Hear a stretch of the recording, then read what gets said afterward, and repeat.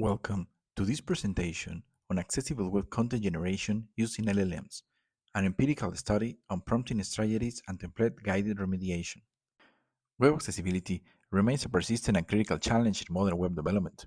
Despite growing awareness and regulations such as the Web Content Accessibility Guidelines, 95% of websites still present accessibility issues. This is particularly concerning when we consider that 60% of the global population lives with a disability, and 2.2 billion people experience some form of visual impairment, including 39 million who are blind. In the US, over 52 million people have visual impairments, and in Europe, that number rises to 90 million. These users rely on assistive technologies to access the web, yet, many websites remain partially or completely unusable for them. Research shows that while pages with figure issues tend to improve, those with more accessibility barriers often deteriorate. Overall, there has been little progress in the past 7 years. As illustrated in Figure 1, achieving true web accessibility goes beyond simply compliance checks. It requires a combination of automated analysis and user-centered design. Together, syntactic accessibility and web usability contribute to web accessibility, which means designing web experiences so that people with disabilities can use. Generative AI is a branch of deep learning that creates new content based on patterns learned from existing data.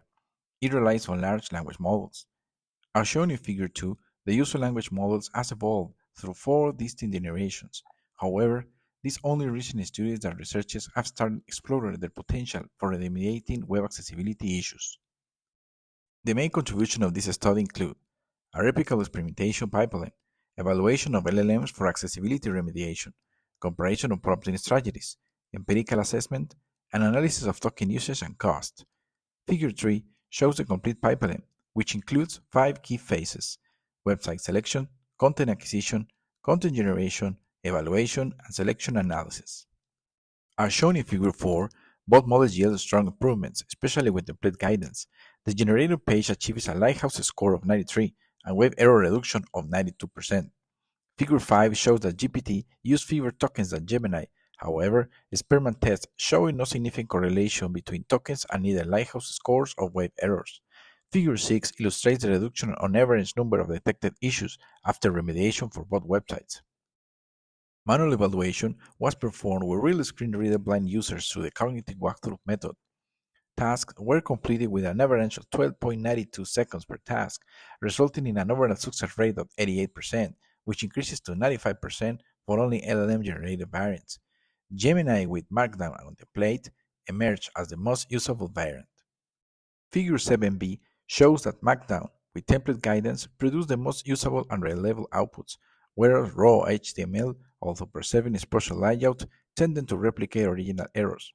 Also, Figure 7a and 7c illustrate that templates provide essential for reliable remediation, indicating that the structured guidance benefits usability even when lighthouse scores remain high in both cases.